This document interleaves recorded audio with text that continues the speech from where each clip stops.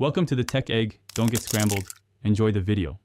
In this video, I will explain how to make division easier. We'll start by understanding the fundamental parts of any division problem: the dividend, divisor, and quotient. Then, we'll explore effective strategies for breaking down larger numbers into more manageable pieces. This approach simplifies complex calculations, making them much less intimidating. Finally, we'll touch upon estimation techniques to help you quickly approximate answers and build confidence. One powerful technique is decomposing the dividend. Instead of tackling a large number all at once, break it into parts that are easy multiples of your divisor.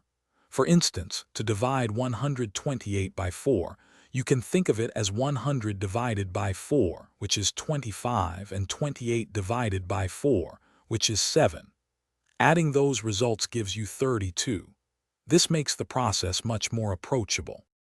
Estimation is a fantastic tool for quickly getting close to the answer. Round your numbers to the nearest 10 or 100 to simplify the mental math. When you perform division, sometimes there's a leftover amount. This is called the remainder.